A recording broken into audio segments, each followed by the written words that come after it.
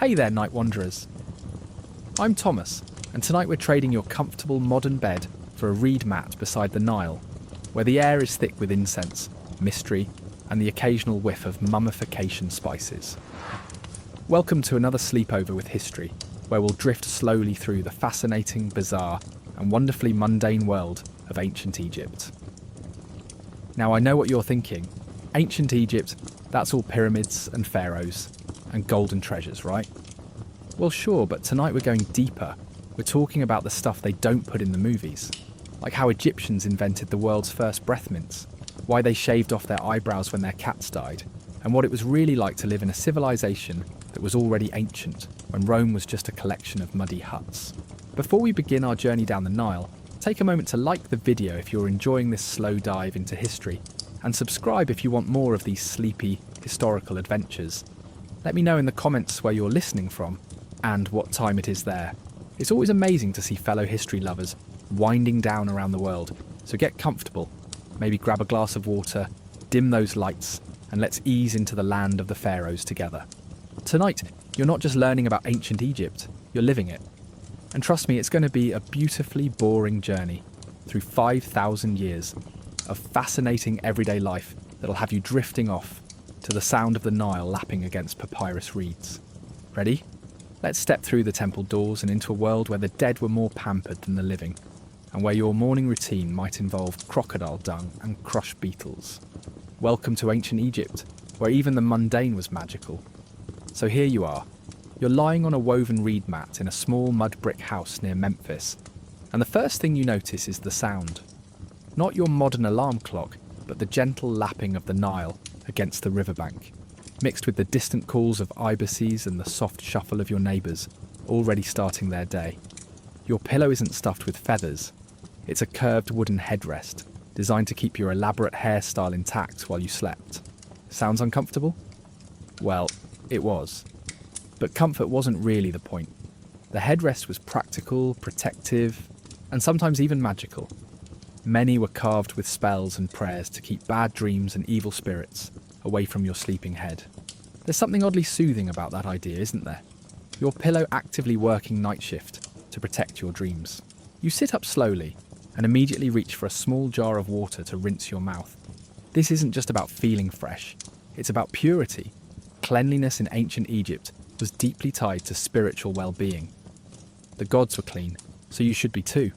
But more on that in a moment. First, let's talk about what you're wearing, which is probably not much. Linen. Everything was linen. Cotton didn't exist in Egypt yet. Wool was considered impure by many priests, and silk was still a Chinese secret. So linen it was, from the finest gossamer threads for the wealthy to coarse, scratchy weaves for everyone else. You slept in it, worked in it, and were eventually buried in it. Some mummies were wrapped in linen so fine it was practically transparent. Imagine spending your afterlife in ancient Egyptian haute couture. Your tunic is simple, basically a long shirt that might reach your knees if you're lucky. If you're a woman, you might have a fitted dress that goes to your ankles. Both are practical in the desert heat, but let's be honest, they're also pretty see-through when the sun hits them right. Privacy was a flexible concept in ancient Egypt. Now as you stand up and stretch, you notice something interesting. Your house has no windows. Not one. Instead, there are small openings near the ceiling for ventilation, and the main door is your primary source of light. This wasn't about being antisocial, it was about survival. Those thick mud brick walls and minimal openings kept the interior cool during the scorching days, and retained heat during the surprisingly chilly desert nights. The floor beneath your feet is packed earth mixed with chopped straw, smooth and hard as concrete. Sometimes it's covered with woven mats if you're doing well for yourself. The wealthy might have had tiles or even polished stone, but most people made do with what the Nile provided: mud, reeds and ingenuity. Your furniture is minimal. A few low stools, maybe a wooden chest for storage. And that's about it.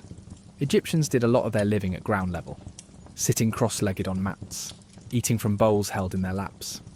It was a more intimate way of living, closer to the earth, more connected to the natural rhythms of the day. But here's where it gets interesting.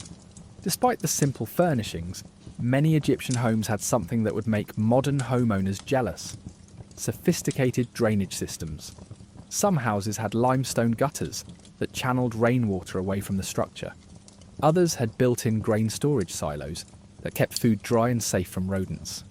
The Egyptians were practical people, and they built for function as much as form.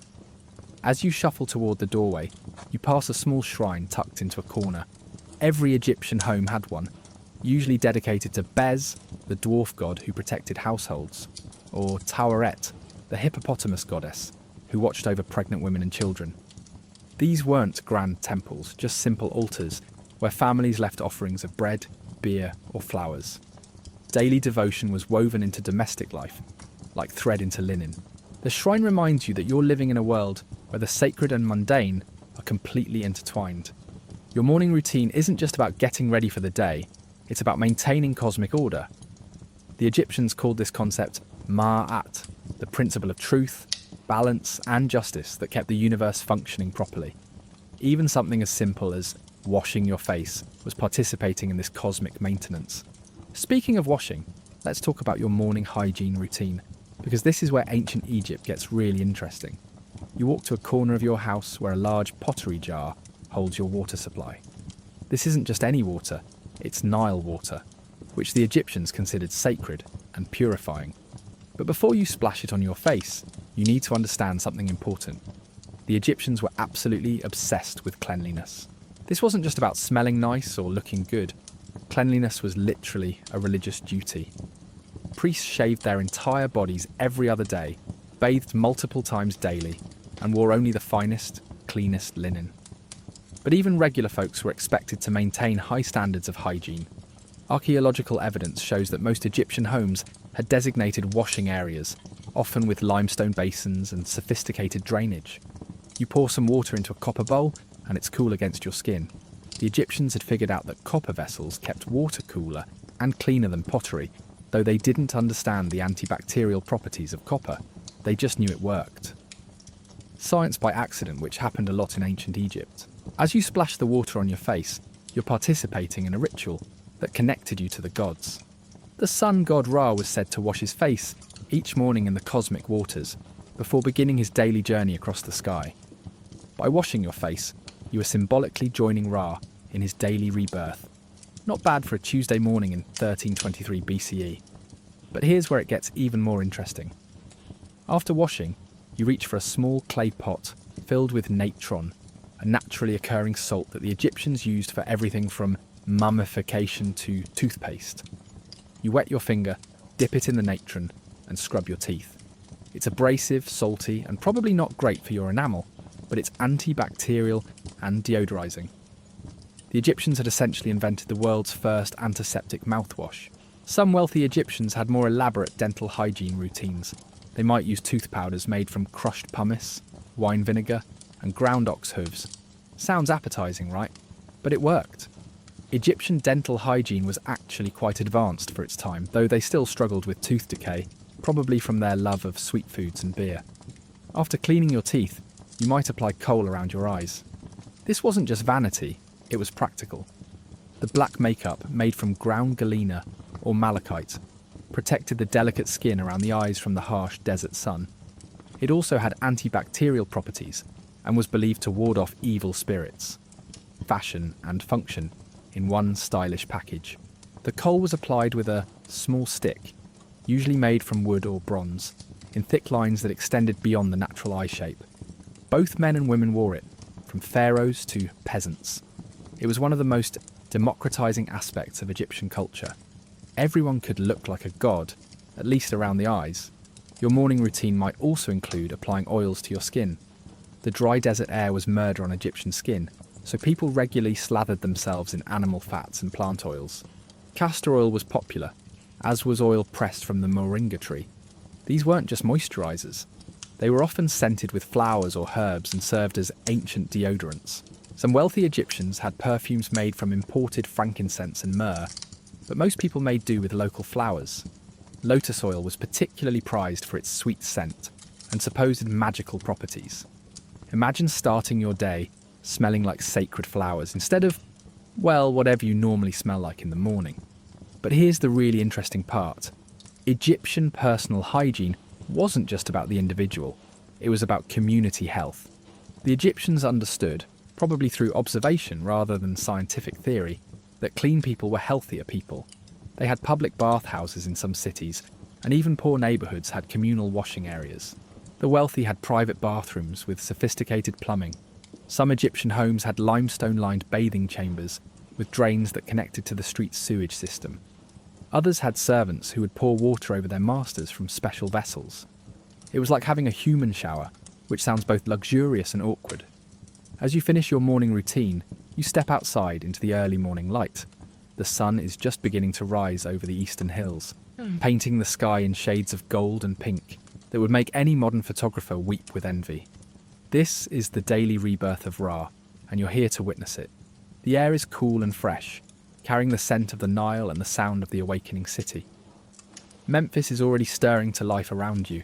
Street vendors are setting up their stalls, loaded with bread, vegetables, and dried fish. Children are running through the narrow streets, their laughter echoing off the mud brick walls. Animals are being led to pasture, or to the river for water.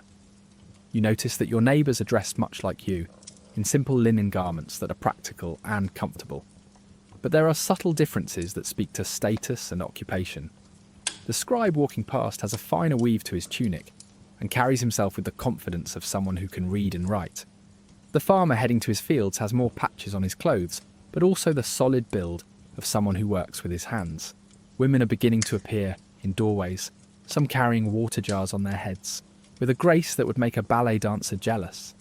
Others are grinding grain for the day's bread, the rhythmic sound of stone on stone, creating a percussion that underlies all other sounds. This is the music of daily life in ancient Egypt, and you're part of the orchestra. The children fascinate you. They're running around mostly naked, which was completely normal for Egyptian kids. Clothes were expensive and children outgrew them quickly, so why bother? They'd get proper outfits when they were older, and their bodies had stopped changing. Until then, they were free to splash in the Nile, play with wooden toys, and generally be kids without worrying about grass stains or torn fabric. You notice that some of the children have an interesting hairstyle. Their heads are shaved, except for a long lock of hair on one side. This is called the side lock of youth, and it was both practical and symbolic. Practical because it reduced head lice, symbolic because it marked them as children under the protection of the gods. When they reached adulthood, the side lock would be cut off in a ceremony that marked their transition to adult status. As you walk through the streets, you're struck by how different this city smells compared to your medieval expectations. It's not the overwhelming stench of human waste and decay that you might expect from an ancient city. Instead, there's a complex bouquet of scents: baking bread, incense from household shrines, the green smell of the Nile, and the warm, dusty scent of sun-baked mud brick. This is because the Egyptians were surprisingly good at urban planning. They understood that waste needed to be managed, that water needed to be clean, and that cities needed to be designed for human comfort. Streets were planned, not random. Waste disposal was organised. Markets were designated areas, not chaotic free-for-alls. The houses around you are built close together, sharing walls and creating shaded courtyards where families could gather in the evening. Rooftops are flat and functional, used for drying grain, storing supplies, and sleeping during the hottest months. Some houses have wind catchers, ingenious architectural features that funneled cool air into the living spaces below. You pass a baker's shop and the smell of fresh bread makes your stomach growl. Egyptian bread was the staff of life, literally. Most people ate bread with every meal, and it came in dozens of varieties. Some loaves were cone-shaped, others were flat like modern pita. Some were sweetened with dates or honey, others were flavoured with herbs or seeds. The variety was amazing, and the quality was generally quite good, though sometimes you'd find sand in your loaf from the stone grinding wheels. The baker is already hard at work, his apprentices stoking the clay ovens and kneading tomorrow's dough. Baking was a skilled profession in ancient Egypt, and good bakers were respected members of the community. They had to understand not just the mechanics of making bread, but the spiritual aspects as well. Bread was often used as offerings to the gods, and certain types of loaves were required for religious ceremonies. Next door, a brewer is preparing the day's batch of beer. Yes, beer for breakfast. This wasn't about getting buzzed before noon, it was about staying hydrated and healthy. Egyptian beer was thick, nutritious, and had a relatively low alcohol content. It was safer to drink than water, more filling than juice, and provided essential vitamins and minerals. Children drank it, adults drank it, even the gods supposedly drank it. The brewing process was fascinatingly complex. Barley was partially baked into loaves, then crumbled and mixed with water. The mixture was strained through baskets and the liquid was left to ferment. Different regions had different recipes, and some brewers were famous throughout Egypt for their particular styles. It was an art form, a science, and a necessity all rolled into one. As you continue through the streets, you notice that the city is incredibly diverse. Egypt was a crossroads of the ancient world, and its cities reflected that cosmopolitan nature. You see people with different skin tones, different clothing styles, different languages being spoken. There are Nubians from the south, Libyans from the west, and Asiatics from the north. Egypt was a melting pot, thousands of years before America claimed the term. This diversity wasn't just cultural, it was occupational. Egypt had one of the most complex economies in the ancient world. There were farmers, yes, but also scribes, priests, soldiers, craftsmen, merchants, doctors, architects, engineers, and dozens of other specialised professions. Social mobility was possible, though not always easy. A skilled craftsman could rise in status, a good scribe could become an administrator, and exceptional individuals could even join the royal court.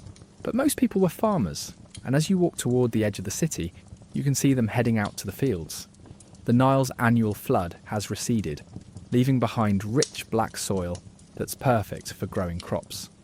This is the season of Pare, the time of growing, when the seeds planted in the mud will begin to sprout, and the cycle of life continues.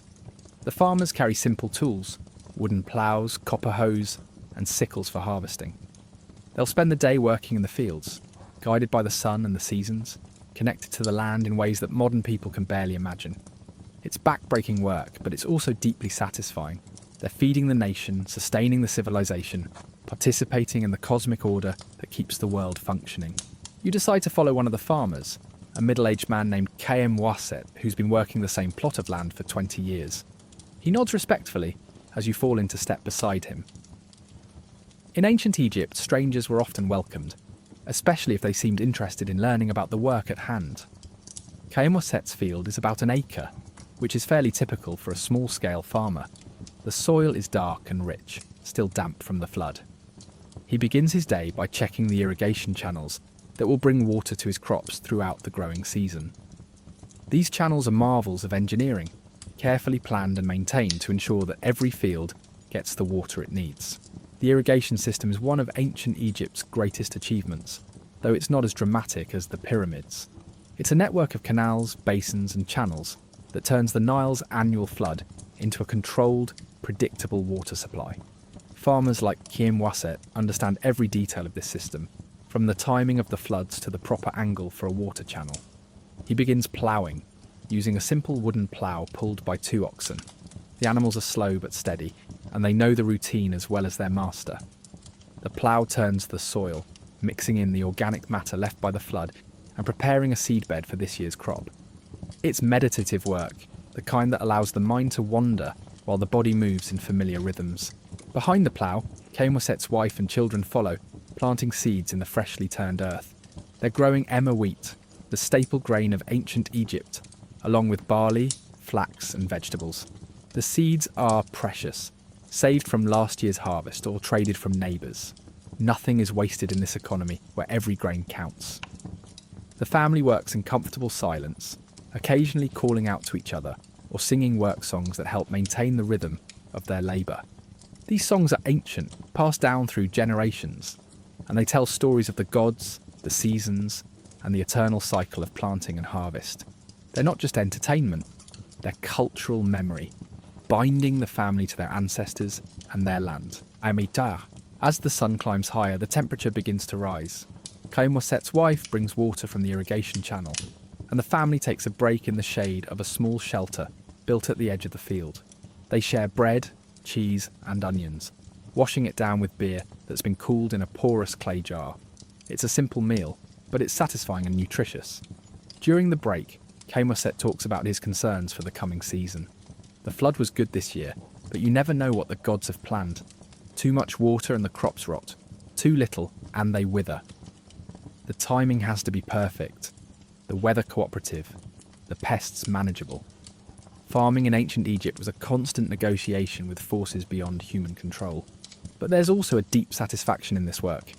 Khaemosset is connected to the land in ways that go beyond mere occupation. He knows every inch of his field, every plant, every change in the soil.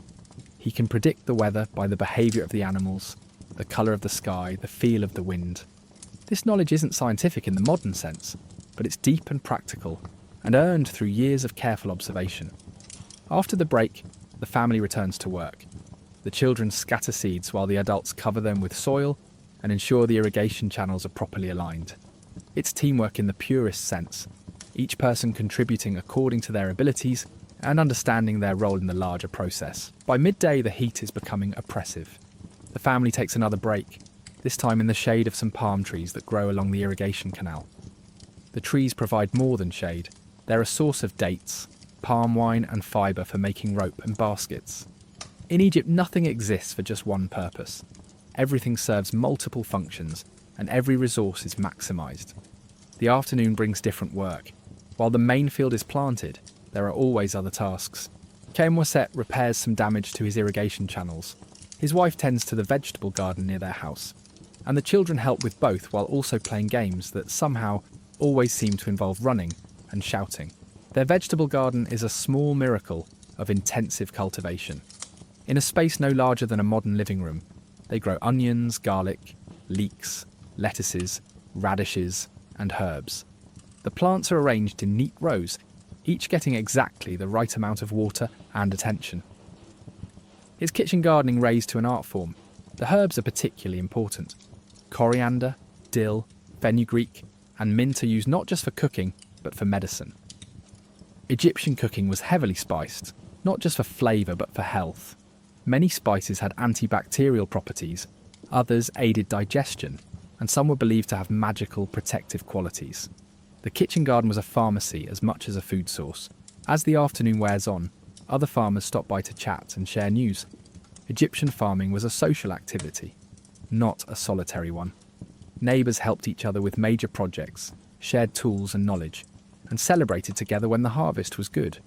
The community was bound together by mutual dependence and shared understanding of the rhythms of agricultural life.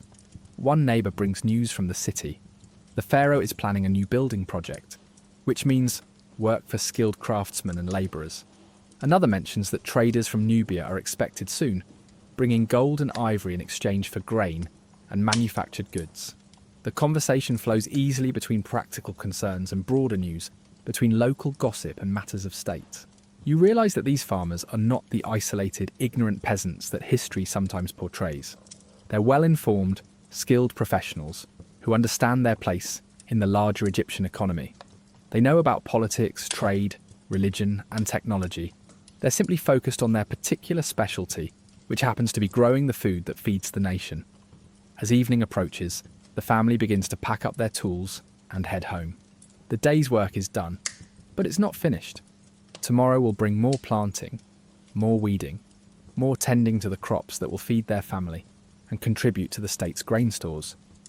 It's work that never really ends, just changes with the seasons. Walking back to the city with Khaemosset's family, you're struck by how different this agricultural life is from your modern expectations.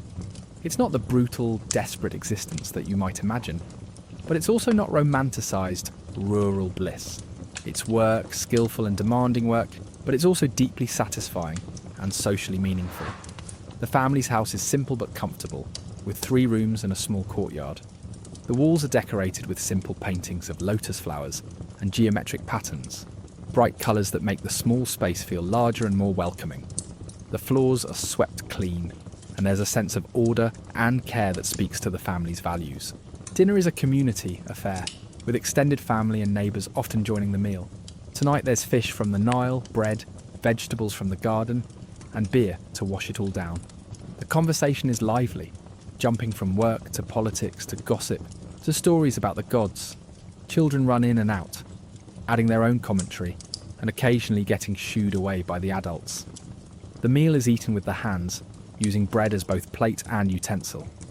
Everyone shares from common dishes, and there's a casual intimacy to the dining that modern people might find uncomfortable. Privacy was a luxury in ancient Egypt, and most social activities were communal by necessity and preference. After dinner, the family gathers in the courtyard as the sun sets. The air is cooling, and the sky is beginning to fill with stars. Someone produces a wooden flute, and soft music fills the evening air. Children play quiet games, adults talk in low voices, and everyone gradually winds down from the day's activities. This is the time for stories, and tonight an elderly neighbour tells a tale about the god Horus and his battles with Set. It's a story everyone has heard before, but that's part of its charm. The familiar narrative provides comfort and continuity, connecting the family to their ancestors and their culture. The children listen with wide eyes, even though they could probably recite parts of the story themselves. As the evening progresses, people begin to drift away to their own homes and beds. The farmer's family performs their evening rituals, making small offerings at their household shrine and saying prayers for the success of their crops. It's a quiet and peaceful end to a day of hard work, and you find yourself feeling strangely at home in this ancient world. You settle onto your reed mat as the family settles into their own sleeping arrangements. The night air is cool and fresh, carrying the scent of the Nile and the sound of night birds. In the distance, you can hear the gentle lowing of cattle and the soft murmur of conversations from other courtyards. It's a comforting soundtrack for falling asleep, the sound of a community at rest. But before you drift off, let's talk about what happens next. Tomorrow will bring more work in the fields, but it will also bring the weekly market day, when farmers, craftsmen and merchants gather to trade goods and catch up on news. It's one of the most fascinating aspects of ancient Egyptian life, and we'll explore it in detail. The market wasn't just about buying and selling, it was about social interaction, information exchange, and cultural reinforcement. It was where the urban and rural worlds met, where different social classes mingled, and where the complex Egyptian economy functioned on a human scale. But we'll save that for tomorrow. For now, let the gentle sounds of the Nile lull you to sleep, and dream of waking up in a world where every day brought you closer to the gods, and every meal was a celebration of the earth's abundance. The sound of voices gradually pulls you from sleep. It's still dark, but the pre-dawn bustle tells you that today is market day. In ancient Egypt, markets weren't daily affairs like modern grocery stores. They were weekly or monthly events that brought together people from miles around to trade goods, share news, and socialize. Today, you're going to experience one of the most vibrant aspects of Egyptian life. Set's family is already awake, preparing for the journey to Memphis. They've loaded a small cart with surplus vegetables from their garden, some eggs from their chickens, and a few containers of their wife's excellent beer. These items will be traded for things they can't produce themselves: salt, fish, pottery, and maybe some precious imported goods if they're lucky. The pre-dawn air is cool and pleasant, perfect for the walk to the city.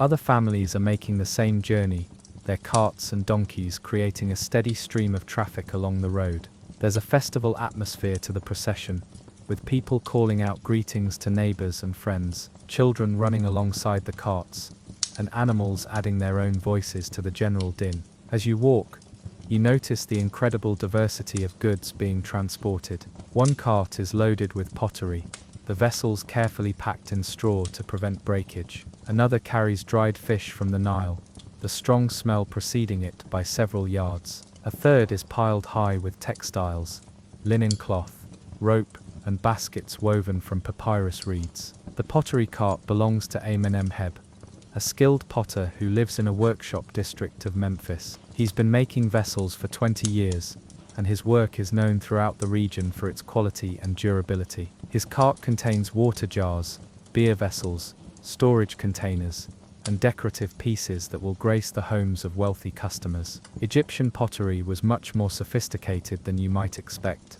Potters used a variety of techniques, from simple hand building to the potter's wheel, which had been invented in Egypt around 3000 BCE. They understood glazing, though it was used sparingly and mostly for decorative pieces. Most everyday pottery was left unglazed, but it was carefully made and often decorated with painted designs. Amenemheb's workshop is a family business, with his sons learning the trade and his wife handling the business side of things. She's the one who negotiates prices, manages customer relationships, and keeps track of orders. In ancient Egypt, women often played important roles in family businesses, especially in trade and commerce. The fish cart belongs to Nebamun, a fisherman who works the Nile with his brothers. They use a variety of techniques: nets, spears, hooks, and even trained birds that dive for fish on command. The Nile provided dozens of species of fish, from tiny sardine-like creatures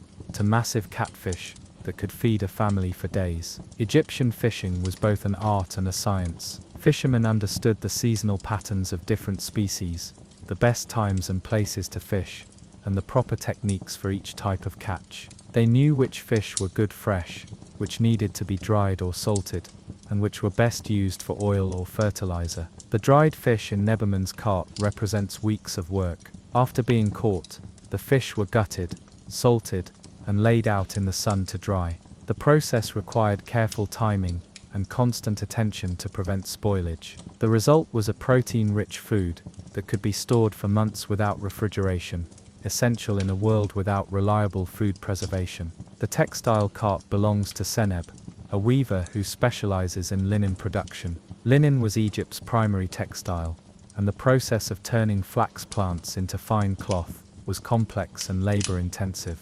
It involved soaking the flax, beating it to separate the fibers, spinning the fibers into thread, and finally weaving the thread into cloth. Egyptian linen was famous throughout the ancient world for its quality. The finest grades were almost transparent, softer than modern cotton, and incredibly durable. Royal mummies were wrapped in linen so fine that it's still flexible after thousands of years. The best linen was worth its weight in gold, literally traded ounce for ounce with precious metals. But not all linen was luxury goods. Seneb's cart contains a range of qualities, from coarse sacking material to fine cloth suitable for wealthy customers. The variety reflects the sophisticated Egyptian understanding of market segmentation.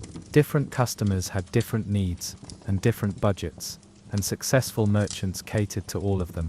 As you approach the city, the stream of traffic becomes a river. People are arriving from all directions, and the noise level increases dramatically. Vendors are calling out their wares, animals are protesting the early hour, and children are everywhere, excited by the prospect of the day's activities. The market itself is set up in a large square, near the center of Memphis, with temporary stalls arranged in rough rows. There's no formal organization, but there's a logic to the layout. Food vendors cluster together, creating an informal restaurant district. Craftsmen set up near each other, allowing customers to comparison shop. Farmers group together, their produce creating a riot of color and scent. The first thing that strikes you is the incredible variety of goods available. This isn't just a local market, it's a regional trading center that attracts merchants from throughout Egypt and beyond. You see products from Nubia, the Levant, and even distant Mesopotamia. The Egyptian economy was much more sophisticated and far-reaching than many people realize. Let's start with the food vendors, because they're the most essential and the most fascinating. Bread, of course, is everywhere. There are dozens of different types, from simple flat breads to elaborate ceremonial loaves shaped like animals or geometric patterns. Some vendors specialize in sweet breads, made with honey and dates. Others focus on savory varieties, flavored with herbs and spices. The bread vendors are skilled salespeople, offering samples to potential customers and describing the particular qualities of their products.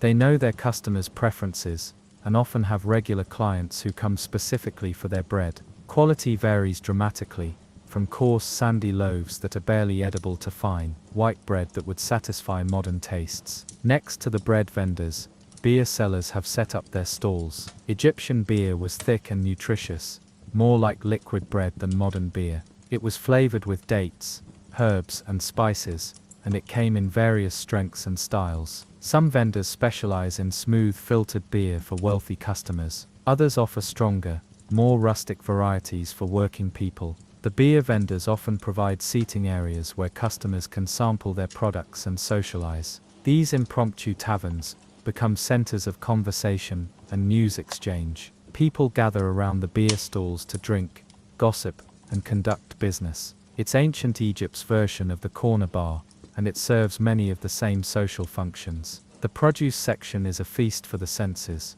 Vendors have arranged their goods in attractive displays, with colors and textures that would make a modern farmer's market jealous. There are onions, garlic, leeks, lettuce, radishes, and dozens of other vegetables. Fruits include dates, figs, grapes, and pomegranates. The variety is impressive, especially considering that many modern fruits and vegetables hadn't been introduced to Egypt yet. Egyptian agriculture was incredibly productive, thanks to the Nile's annual flood and sophisticated irrigation systems. Farmers could grow multiple crops per year, and the consistent water supply meant that fresh produce was available almost year-round. The abundance is reflected in the market's produce section, where vendors compete on quality, freshness, and price. The meat vendors occupy a separate section, partly for practical reasons, flies and smell, and partly for religious ones. Many Egyptian religious festivals included dietary restrictions,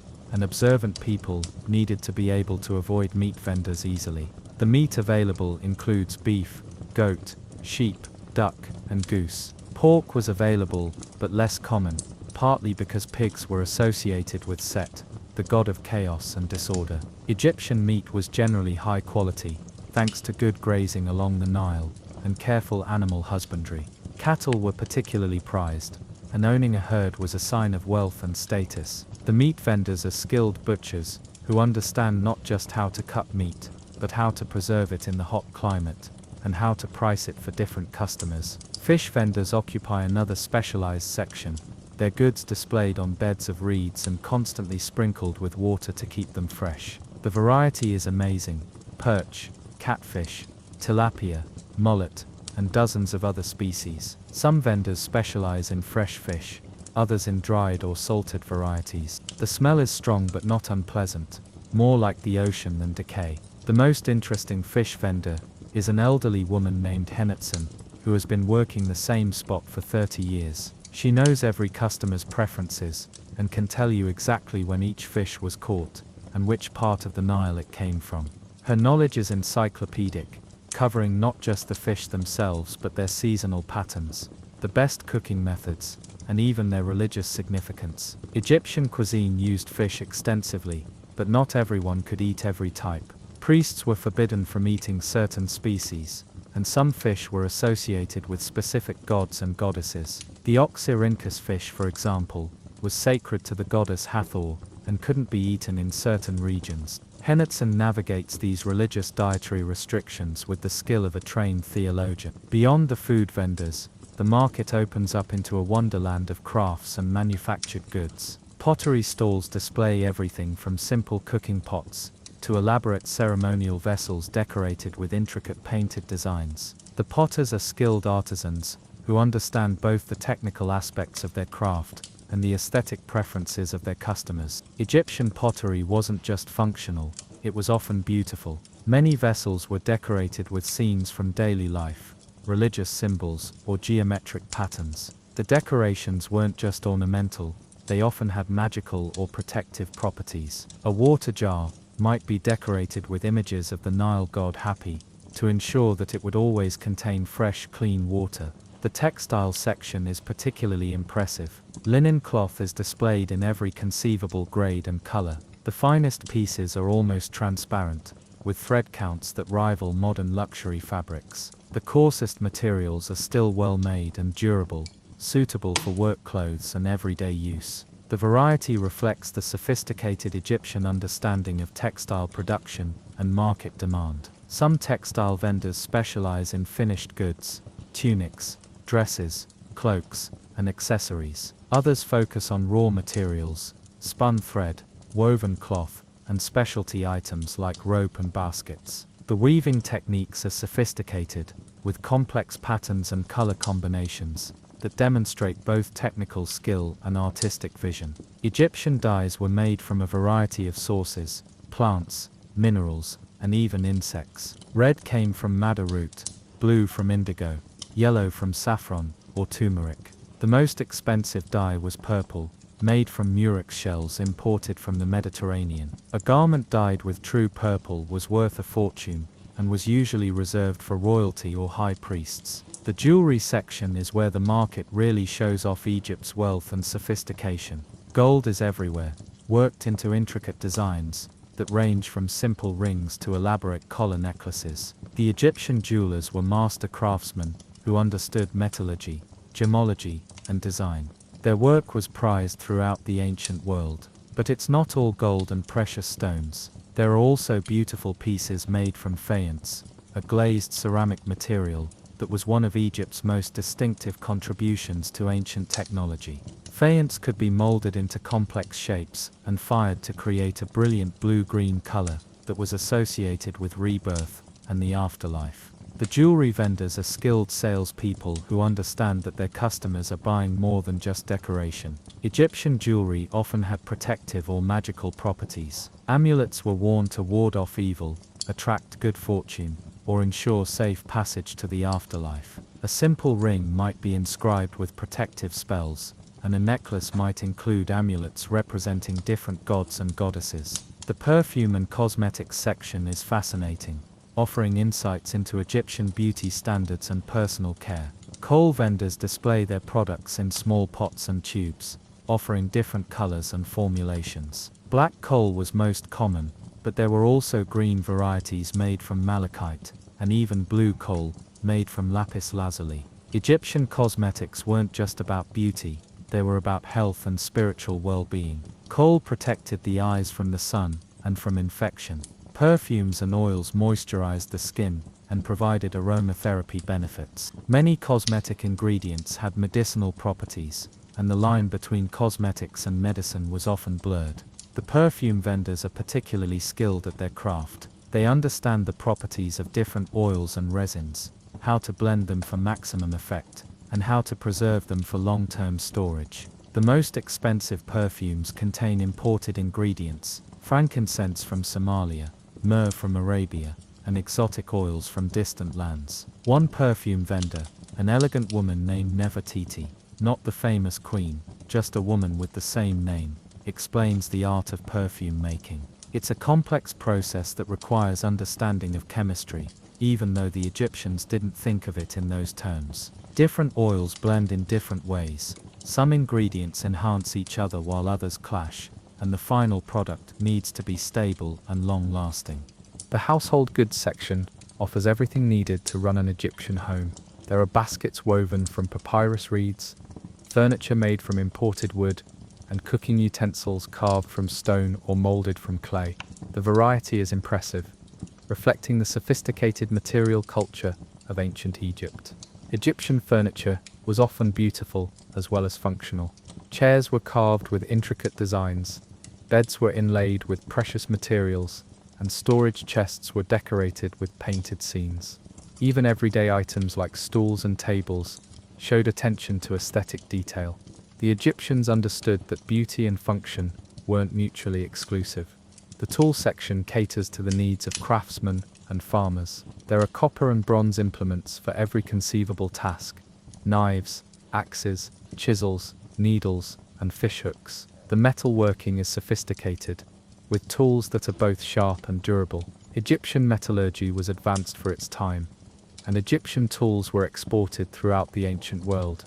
But not everything is made from metal. There are also wooden tools, stone implements, and even some made from animal parts. A carpenter's toolkit might include bronze chisels, wooden mallets, and stone grinding blocks. The diversity reflects the Egyptian understanding that different materials have different properties, and that the best tool for a job depends on the specific requirements. The book and writing section is smaller but no less important. Egyptian literacy rates were low by modern standards, but there was still a market for written materials. Papyrus scrolls contain everything from religious texts to business records to literary works. The scribes who produce these materials are highly skilled artisans who understand both the technical aspects of writing and the content of what they're copying. Egyptian writing was complex, involving hieroglyphs, hieratic script, and eventually demotic script. A skilled scribe could work in all three systems, adapting their writing to the requirements of different customers. Religious texts were usually written in hieroglyphs, business documents in hieratic, and everyday correspondence in demotic. The medical section offers remedies for every conceivable ailment. Egyptian medicine was sophisticated, combining empirical observation with magical beliefs. Doctors understood anatomy, surgery, and pharmacology, but they also believed in the power of spells and amulets. The medical vendors reflect this dual approach, offering both practical remedies and magical cures. Some medical vendors are trained physicians who can diagnose illnesses and prescribe treatments. Others are more like modern pharmacists, preparing medicines according to established recipes. Still others specialize in magical remedies, amulets, spells and ritual objects, designed to cure illness or prevent disease. The foreign goods section is where the market really shows off Egypt's connections to the wider world. There are items from Nubia, the Levant, Mesopotamia, and even distant lands like India and China. The variety is astounding: ivory from Africa, cedar wood from Lebanon, lapis lazuli from Afghanistan, and spices from India. These foreign goods weren't just luxury items, they were essential components of Egyptian religion and culture. Many religious ceremonies required specific imported materials, and the Egyptian elite had developed tastes that could only be satisfied by foreign products. The foreign goods section was where Egypt's wealth and international connections were most visible. The slave section is a sobering reminder of ancient Egypt's social structure. Slavery was common in ancient Egypt, though it was often different from the chattel slavery that developed in later periods. Many slaves were prisoners of war, others were people who had sold themselves into slavery to pay debts. The conditions of slavery varied widely, from brutal labor in the mines to relatively comfortable positions in wealthy households. The slave vendors are business people who understand the market for human labor. They know which slaves are suitable for different types of work, how to assess their health and skills, and how to price them for different customers. It's a harsh reminder that ancient Egypt, for all its cultural achievements, was built on systems of exploitation and inequality. As you wander through the market, you're struck by the incredible energy and diversity of the place. This isn't just a place to buy things, it's a social institution that brings together people from all walks of life. Farmers mingle with craftsmen, merchants chat with customers, and children run between the stalls playing games and getting into mischief. The bargaining is elaborate and theatrical. Vendors quote prices that everyone knows are inflated. Customers respond with offers that everyone knows are too low, and the real negotiation begins. It's not just about money, it's about social interaction, entertainment, and the ancient art of human connection through commerce. Egyptian trade was largely based on barter rather than money. A farmer might trade vegetables for pottery, a potter might trade vessels for fish, and a fisherman might trade his catch for textiles. The exchange rates were flexible and negotiable, based on supply and demand, quality, and the negotiating skills of the participants. Some high-value transactions use standardized weights of precious metals as currency. Gold, silver, and copper were measured out on balanced scales, with the value determined by weight and purity. This system was more flexible than modern currency, but it required skill and knowledge to use effectively. The market also serves as an information exchange. News travels from vendor to vendor, customer to customer, spreading throughout the region with surprising speed. Political developments, religious news, gossip about celebrities, and practical information about crop conditions all circulate through the market network. Weather patterns are discussed with the intensity of modern meteorologists. Farmers need to know when to plant and harvest. Merchants need to plan their travel, and everyone needs to prepare for the annual flood. The market becomes a clearinghouse for environmental information, with experienced voices providing guidance and advice. Religious news is equally important. Festival dates, temple construction projects, and priestly appointments all have practical implications for daily life. The market vendors keep track of the religious calendar, knowing when demand for certain goods will increase, and when their customers will need special items for ceremonies. Political news travels more carefully, but it still circulates. Tax assessments, military campaigns, and royal appointments all affect the market economy. Vendors need to know about these developments to plan their business strategies, and customers need to understand how political changes will affect their lives. As the day progresses, the market becomes increasingly crowded and noisy.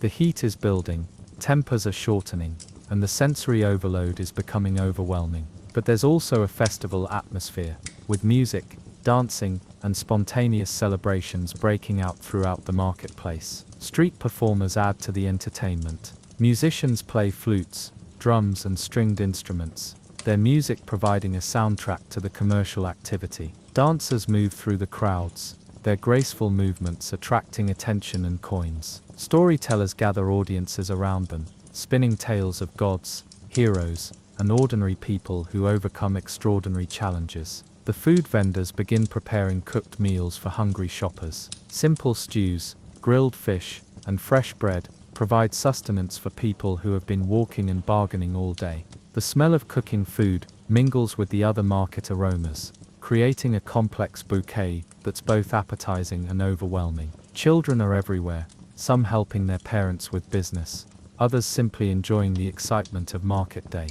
They play games between the stalls, chase each other through the crowds, and beg for treats from indulgent vendors. Their laughter and shouts add to the general din, creating a chaotic but joyful atmosphere. The market is also a place for social interaction beyond mere commerce. Old friends meet and catch up on each other's lives. Young people flirt and make romantic connections, and families gather to share news and gossip. The market serves many of the same social functions as modern shopping malls, providing a space for community interaction and social bonding. As afternoon turns to evening, the market begins to wind down. Vendors pack up their unsold goods, customers make their final purchases, and the crowds begin to thin. But the social interaction continues, with groups of people lingering to finish conversations and make plans for future meetings. The cleanup process is efficient and well organized. Vendors are responsible for their own areas, and there's a general understanding that the market space needs to be kept clean and orderly. Sweepers move through the area, collecting debris and preparing the space for the next market day. By sunset, the market square is nearly empty. The temporary stalls have been dismantled, the goods have been loaded onto carts and pack animals, and the merchants are heading home. But the impact of the day's activities will last much longer. New business relationships have been formed, social connections have been strengthened, and the complex web of Egyptian commerce has been renewed for another cycle. As you walk back to Khemweset's house, loaded with the day's purchases, you reflect on what you've experienced. This wasn't just a shopping trip, it was a window into the heart of ancient Egyptian society. The market revealed the complexity of Egyptian commerce, the sophistication of Egyptian craftsmanship, and the vibrancy of Egyptian social life. The diversity of goods available showed Egypt's connections to the wider world. The quality of craftsmanship demonstrated the skill of Egyptian artisans. The social interactions revealed the human side of ancient Egyptian life, the ways that people connected with each other and built communities around shared economic activities. But perhaps most importantly, the market showed that ancient Egyptians were not so different from modern people. They worried about getting good value for their money, they enjoyed socializing with friends and neighbors, and they took pride in their work and their products. The technology was different, the social structures were different, but the fundamental human desires for connection, quality, and fair dealing were remarkably similar. As you settle down for the night, your mind full of the day's experiences, you realize that you've gained a new appreciation for the complexity and sophistication of ancient Egyptian society. Tomorrow will bring new experiences, new insights into this fascinating civilization. But for now, let the memory of the market's energy and diversity lull you into peaceful sleep, dreaming of the next adventure in this ancient land. The soft chanting from the nearby temple complex pulls you gently from sleep. It's just before dawn, and the priests are beginning their daily rituals to awaken the gods and ensure that the sun will rise again. In ancient Egypt, religion wasn't something you did once a week in a special building. It was woven into every aspect of daily life, from the moment you opened your eyes to the prayers you whispered before sleep. You rise from your reed mat and perform your own morning ritual, washing your hands and face in a copper basin, while murmuring a quiet prayer to Khunim, the ram-headed god who was said to create human beings on his potter's wheel. The water is cool and refreshing, and the simple act of washing connects you to the cosmic order that the Egyptians believed kept the universe functioning properly. The concept of Ma'at, the principle of truth, justice, and cosmic order, was central to Egyptian thinking. Every action, no matter how small, either supported or undermined this universal balance. Washing your face wasn't just about hygiene, it was about participating in the daily recreation of the world. Eating breakfast wasn't just about nutrition, it was about receiving the gifts of the gods. Even mundane activities like sweeping the floor or feeding the animals had religious significance. This morning you decide to visit the temple complex that dominates the Memphis skyline. The Great Temple of Ptah is one of the most important religious sites in all of Egypt, and experiencing its rituals will give you insight into the spiritual heart of Egyptian civilization. The temple isn't just a place of worship, it's a cosmic machine designed to maintain the relationship between the human and divine worlds. The walk to the temple takes you through the awakening city, past vendors setting up their stalls, and craftsmen beginning their daily work. But as you approach the temple complex, the atmosphere changes.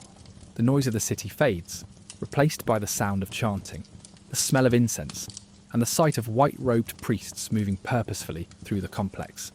The temple complex is enormous, covering several acres and including multiple buildings, courtyards and sacred spaces. The main temple is a massive stone structure that rises high above the surrounding buildings, its walls covered with hieroglyphs that tell the stories of the gods and the pharaohs. But the complex also includes smaller chapels, storage buildings, workshops, and living quarters for the priests and temple workers. The entrance to the temple is guarded by massive stone statues of Ptah, the creator god of Memphis. These aren't just decorative, they're believed to be inhabited by the god spirit, serving as divine guardians for the sacred space. Visitors approach them with reverence, often leaving small offerings of flowers or food at their bases. Beyond the entrance, the temple complex unfolds like a small city. There are courtyards where worshippers can gather, smaller chapels dedicated to different aspects of Ptah's divine family, and mysterious inner sanctuaries where only the highest-ranking priests are allowed to enter. The architecture is designed to create a sense of awe and spiritual transformation as you move deeper into the sacred space. The daily routine of the temple begins before dawn, when the priests perform the ritual of opening the mouth for the god's statue. This isn't just a symbolic ceremony, it's believed to literally awaken the god's spirit and allow it to inhabit the sacred image. The ritual involves purification, incense burning, and the recitation of ancient prayers that have been passed down through generations of priests. The morning service is a complex choreography of ritual activities. Different priests have different roles. Some prepare the offerings, others burn incense, and still others recite the prayers and hymns. The rituals are performed with precise attention to detail, because any mistake could disrupt the cosmic order and bring disaster to the community. The offerings are particularly important. The god must be fed, clothed, and entertained just like a human king. Elaborate meals are prepared and presented to the statue, fine linen garments are draped over the divine image, and musicians perform sacred songs.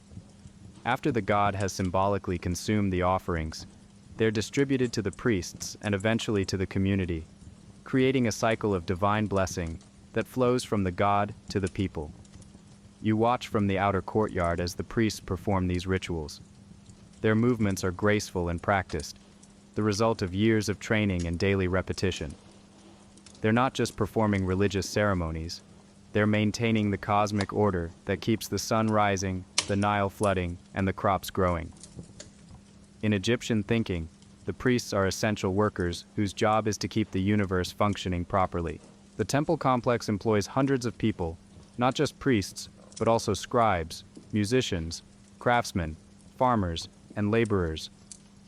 The temple owns vast estates that produce food and other goods, operates workshops that create religious objects, and manages complex financial transactions.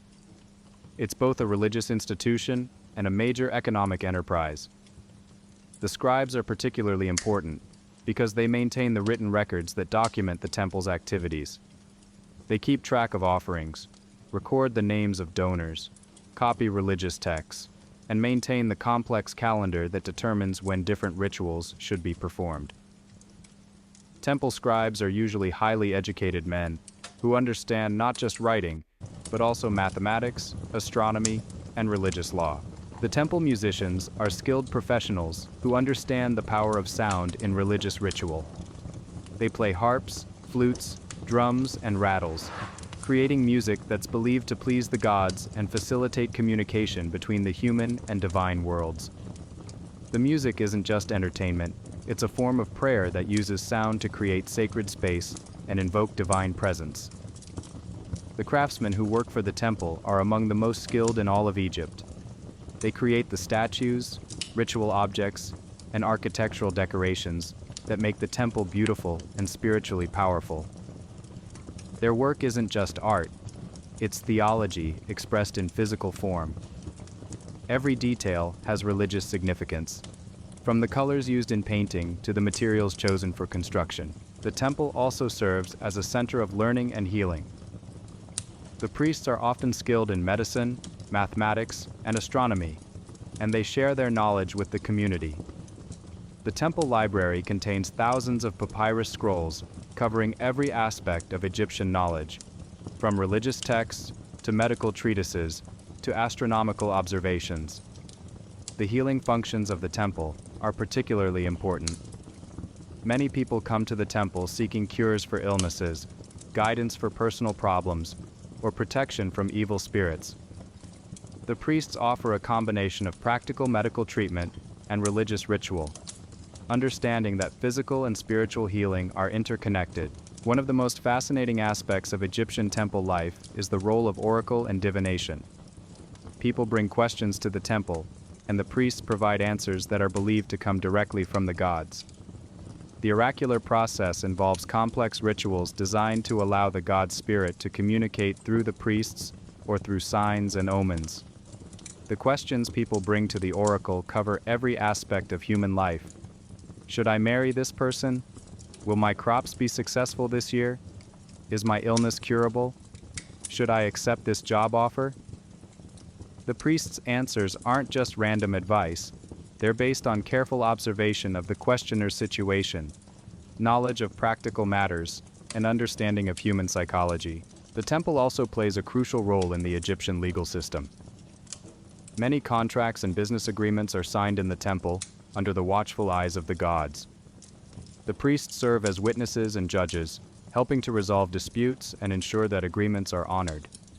The temple provides a neutral ground where people can conduct business with confidence that their agreements will be respected. The festival calendar is another important aspect of temple life. Throughout the year, the temple hosts elaborate celebrations that bring the entire community together. These festivals aren't just religious observances, they're social events that strengthen community bonds and provide entertainment for people whose daily lives are often difficult and monotonous. The Festival of Ptah is one of the most important celebrations in Memphis. It lasts for several days and includes processions, feasts, music, dancing, and dramatic performances. The god statue is carried through the streets in an elaborate boat-shaped shrine, allowing the entire community to participate in the celebration. People line the streets, offering prayers, singing hymns, and celebrating the god's presence in their midst. During the festival, the normal social order is temporarily suspended. Rich and poor celebrate together, work stops for several days, and the entire community focuses on religious and social activities. The festival serves as a pressure release valve for social tensions and a reminder of the shared values and beliefs that hold Egyptian society together. The temple workshops are busy year-round preparing for these festivals. Craftsmen create new decorations, tailors make special garments, and musicians compose new songs.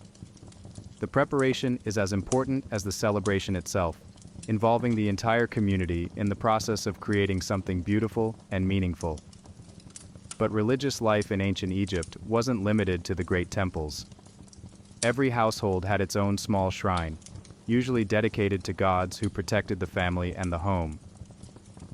These household shrines were simple affairs, often just a small shelf or niche in the wall where the family could place offerings and say prayers. The household gods were different from the great state deities worshipped in the temples. They were more personal and approachable, concerned with the everyday problems of ordinary people. Bes, the dwarf god, protected the household from evil spirits and brought good luck.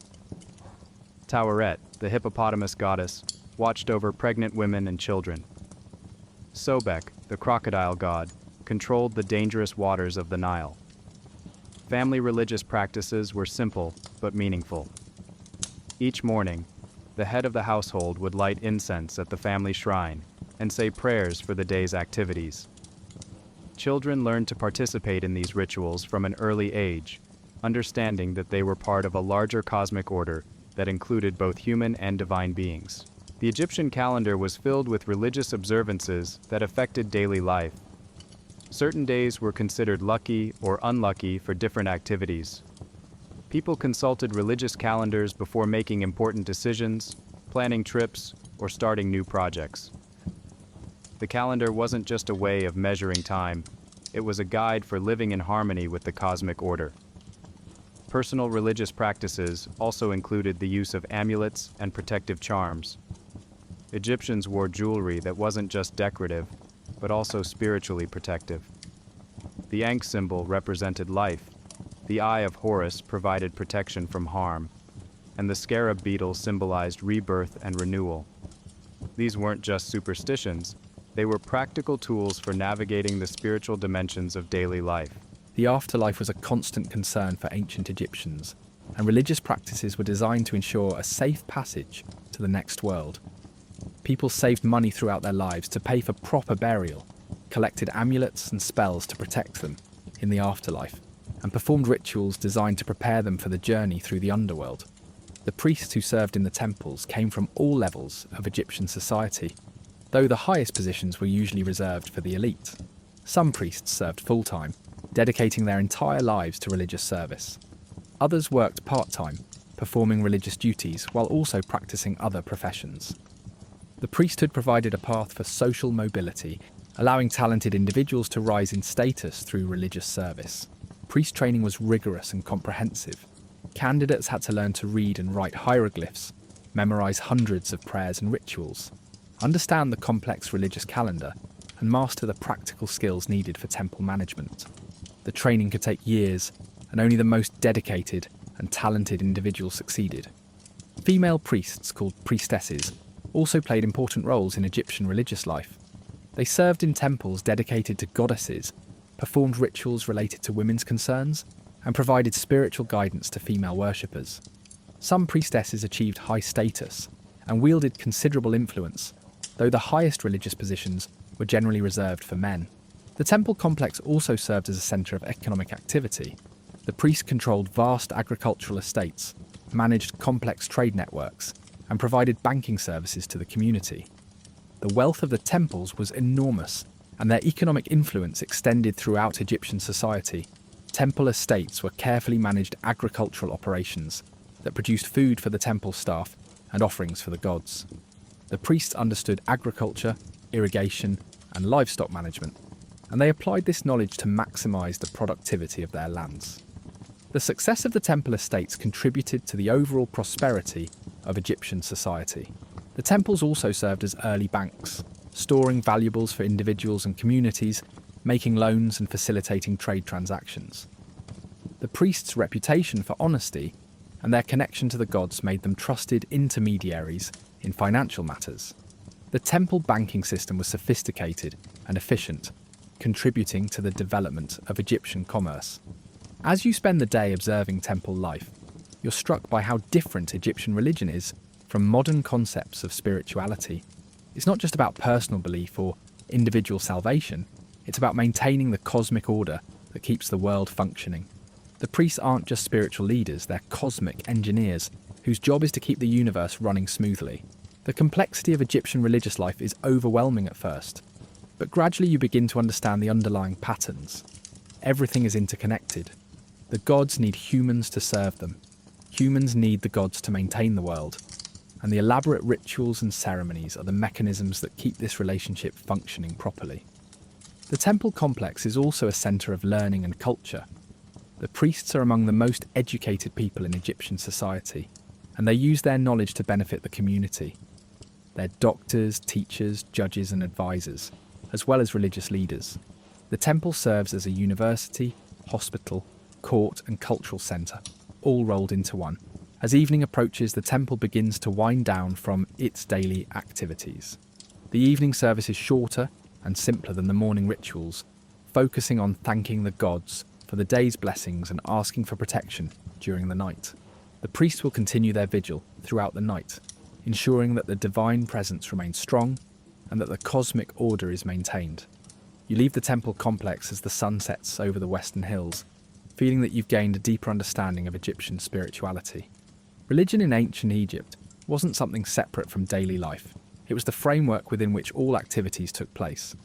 Work, family, politics, and personal relationships were all understood in religious terms. The walk back to Khaemwaset's house takes you through the quiet, evening streets of Memphis. The city is settling into its nighttime rhythm, with families gathering for dinner and evening prayers. The sound of music and laughter drifts from taverns and private homes, creating a peaceful soundtrack for the end of another day. As you settle onto your reed mat for the night, you reflect on the day's experiences.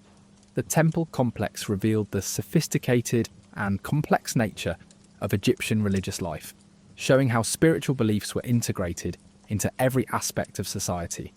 The priests weren't just religious figures, they were community leaders, educators, healers, and guardians of cosmic order. The household shrines and personal religious practices showed the intimate and personal side of Egyptian spirituality. Religion wasn't just about grand ceremonies and magnificent temples, it was about daily prayers, protective amulets, and the constant awareness that human life was part of a larger cosmic drama. Tomorrow will bring new insights into Egyptian life, new opportunities to understand this fascinating civilization. But for now, let the memory of the temple's incense and chanting lull you into peaceful sleep, dreaming of a world where the sacred and mundane were seamlessly intertwined, where every action had spiritual significance, and where the gods walked among mortals in the form of statues, rituals, and daily blessings. The gentle sound of the Nile lapping against the shore provides a soothing backdrop to your dreams, reminding you that you're sleeping in a land where the river itself was considered divine, where the annual flood was a gift from the gods, and where the boundary between the natural and supernatural was beautifully, mysteriously blurred. The soft moaning from the neighbouring house pulls you from your dawn meditation. Someone is sick, and in ancient Egypt, illness was never just a physical problem. It was a spiritual crisis that required both medical treatment and divine intervention. This morning, you're going to witness the fascinating world of Egyptian medicine, where skilled surgeons worked alongside priest healers, and where the line between science and magic was beautifully blurred. You dress quickly and make your way to the house where the commotion is occurring. The patient is Amenemheb, the potter you met at the market, and he's been suffering from what appears to be a severe stomach ailment for several days. His wife Nefertiti has already tried the household remedies, simple herbs and prayers that every Egyptian family knew. But now it's time to call in the professionals. The first to arrive is Kiti, the local physician.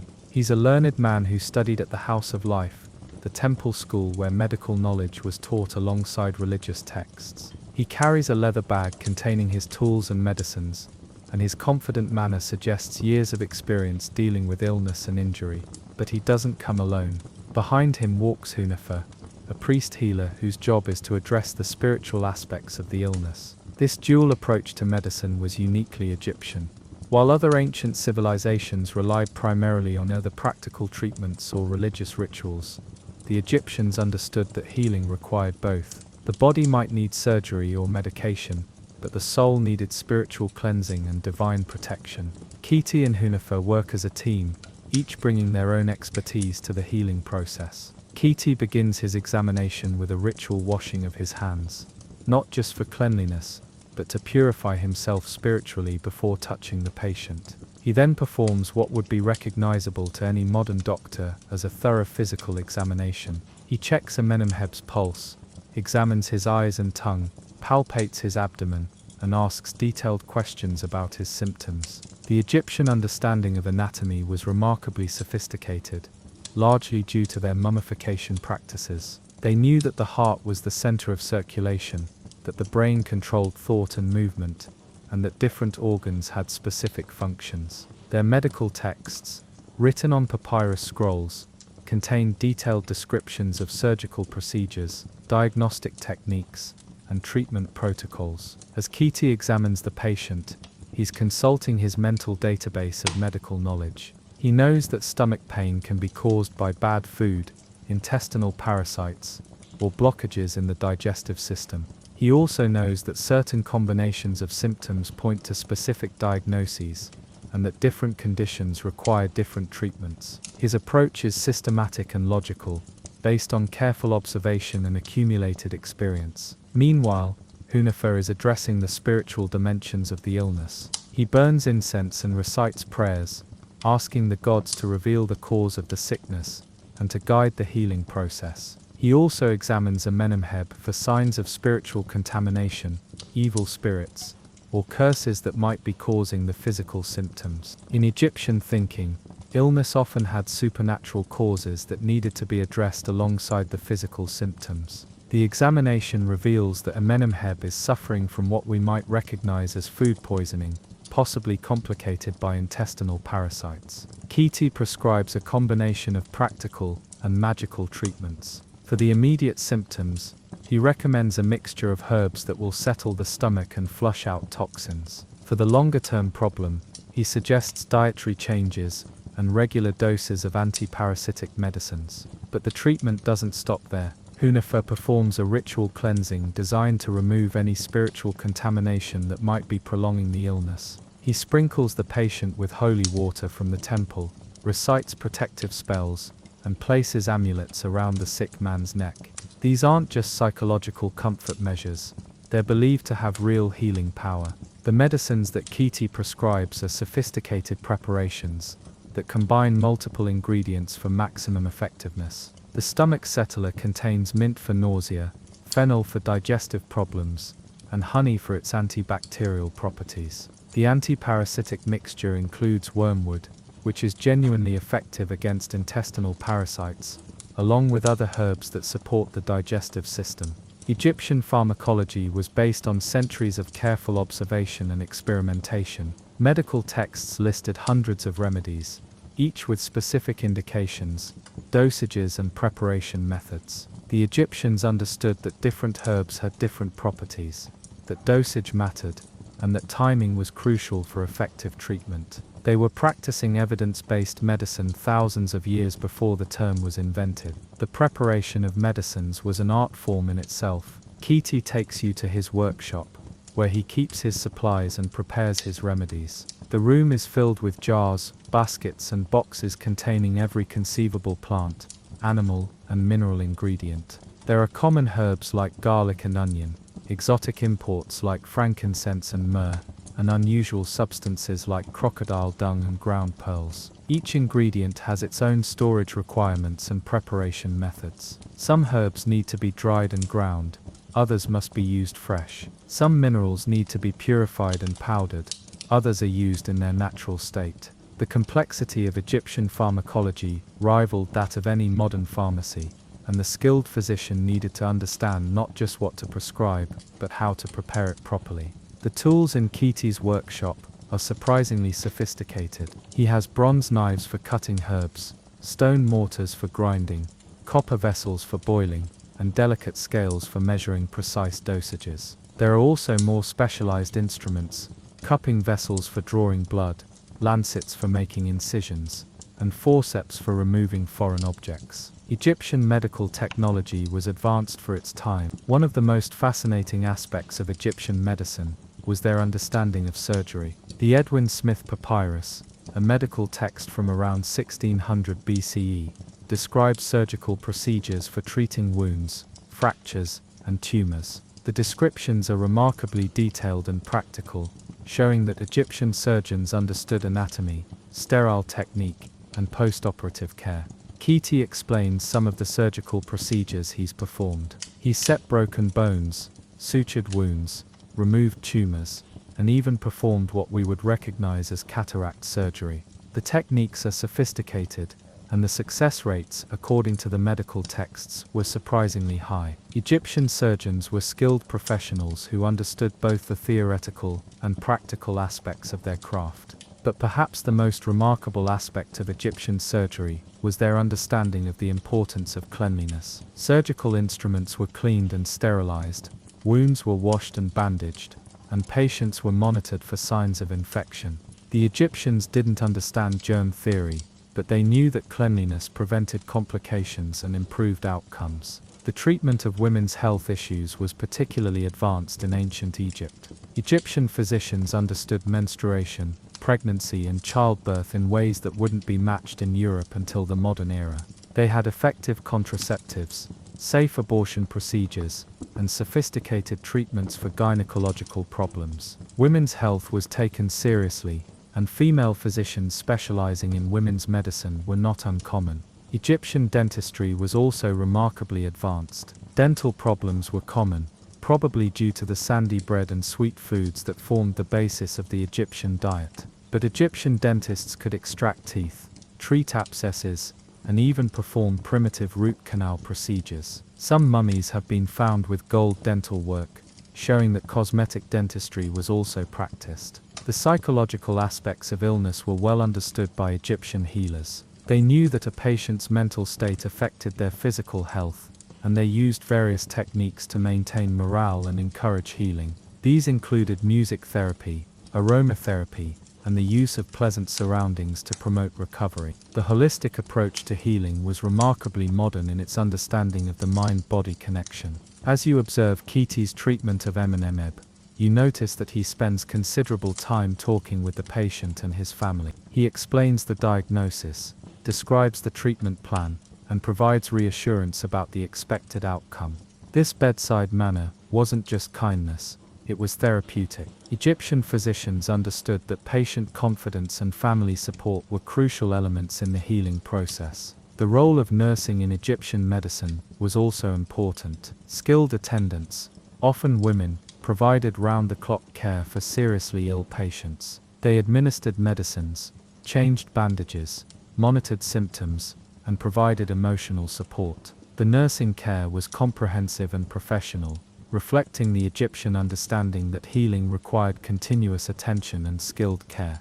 Egyptian medical ethics were sophisticated and clearly defined. Physicians took oaths to help their patients, to do no harm, and to maintain confidentiality.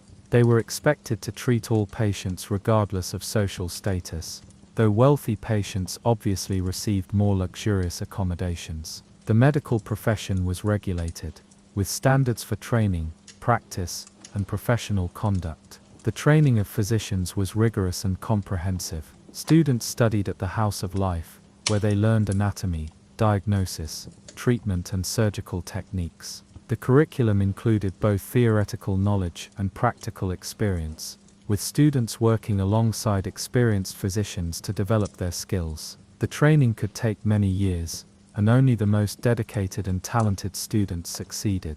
Medical specialization was common in ancient Egypt. Some physicians focused on internal medicine, others on surgery, and still others on specific conditions like eye diseases or women's health. The specialization allowed physicians to develop deep expertise in their chosen areas and provided patients with access to the most skilled practitioners available. The Egyptian understanding of mental illness was also remarkably sophisticated. They recognized that some illnesses affected the mind rather than the body, and they developed treatments that combined medical intervention with spiritual healing. Mental patients were treated with compassion and respect, and their conditions were understood as medical problems rather than moral failings. The use of amulets and magical objects in healing was an important aspect of Egyptian medicine. Patients wore protective charms, carried magical texts, and used ritually blessed objects as part of their treatment. These weren't just superstitions, they were believed to have real therapeutic power. The psychological benefits of these practices were probably significant, providing comfort and hope during difficult times. Public health was also a concern in ancient Egypt. Physicians understood that some diseases were contagious and took steps to prevent their spread. They also recognized the importance of clean water, proper sanitation, and good nutrition in maintaining health. The Egyptian cities were remarkably clean by ancient standards, partly due to the medical profession's understanding of the connection between environment and health. The Egyptian medical texts that have survived provide fascinating insights into their understanding of illness and healing. The Ebers Papyrus, for example, contains over 700 remedies for various conditions, from headaches to heart problems. The remedies are described in detail, with specific ingredients, preparation methods, and dosing instructions. The texts show that Egyptian medicine was systematic, evidence-based, and remarkably effective. As the day progresses, you observe Keti making his rounds to other patients. Each case is different, requiring different diagnostic skills and treatment approaches. He treats a construction worker with a broken arm, a woman with a difficult pregnancy, and a child with a severe rash. Each patient receives individualized care based on their specific needs and circumstances. The broken arm case is particularly interesting, as it demonstrates Egyptian understanding of orthopedics. Keti examines the fracture, sets the bone, and applies a splint made from palm bark and linen bandages. The technique is sophisticated and effective, and the healing process is monitored carefully to ensure proper alignment and function. The pregnant woman presents more complex challenges. Egyptian obstetrics was advanced, with skilled midwives who understood the process of labor and delivery. They could handle difficult births, perform cesarean sections when necessary, and provide postnatal care for both mother and child.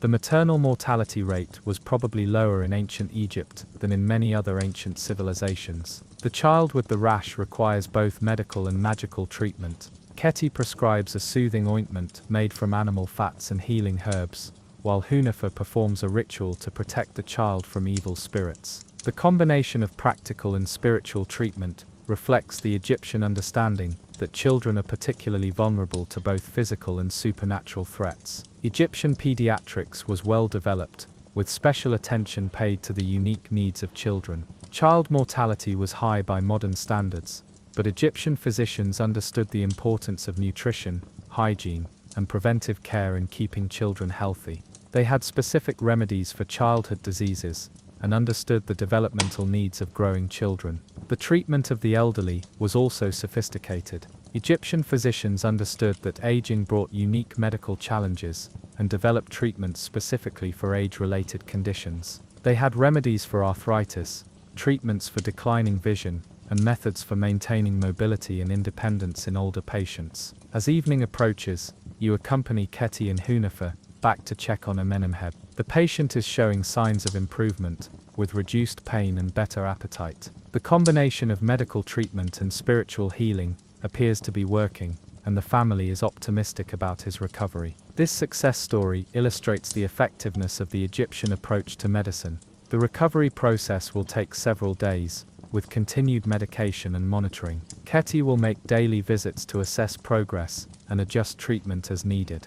Hunefer will perform additional rituals to ensure continued divine protection. The family will provide nursing care and emotional support. It's a team effort that demonstrates the comprehensive nature of Egyptian healing. As you reflect on the day's experiences, you're struck by the sophistication of Egyptian medicine. It wasn't primitive or superstitious, but a complex system that combined careful observation, accumulated knowledge, and skilled practice. The integration of physical and spiritual healing was particularly impressive, showing an understanding of the holistic nature of human health. The evening brings a different kind of medical practice. Keti receives an urgent call to attend a wealthy merchant who has been injured in an accident. The case requires surgical intervention, and you're invited to observe the procedure. Egyptian surgery was performed in special rooms with good lighting, clean instruments, and skilled assistants. The surgical procedure you witness is the removal of a foreign object from a deep wound. The technique is remarkably sophisticated, with careful attention to sterile conditions, precise incisions, and proper suturing. The patient is given pain medication made from opium and other analgesics, and the procedure is performed with skill and confidence. The post-operative care is equally impressive. The wound is cleaned and bandaged, the patient is monitored for signs of infection, and pain medication is administered as needed. The family is given detailed instructions for home care, and follow-up visits are scheduled. The comprehensive approach to surgical care was remarkably modern in its attention to detail and patient welfare. As you prepare for sleep, you realize that you've gained a new appreciation for the sophistication of ancient Egyptian civilization. Their medical system was complex, effective, and humane, combining the best of practical knowledge with spiritual wisdom. The physicians were skilled professionals who understood both the science and art of healing. Tomorrow will bring new insights into Egyptian life, new opportunities to understand this remarkable civilization. But for now, Let the memory of Keti's gentle bedside manner and Hunefer's protective rituals lull you into peaceful sleep, dreaming of a world where healing was both a medical art and a sacred calling, where physicians and priests worked together to restore health and hope to suffering humanity. A deep, resonant horn sounds across Memphis as the sun reaches its zenith. It's not a call to work or worship, but something more solemn, more final. Someone of importance has died, and the elaborate Egyptian process of preparing for the afterlife is about to begin. Today, you'll witness the most mysterious and fascinating aspect of ancient Egyptian culture, their preparation for death and their journey to eternal life. The horn announces the death of Toshepses, a successful merchant who lived in one of the finer districts of Memphis. He was a man of moderate wealth, not royal, but comfortable enough to afford the kind of burial that would ensure his safe passage to the afterlife. His death wasn't unexpected. He had been ill for several weeks, but it still marks the beginning of a 70-day process that will transform his body into a vessel for eternal life.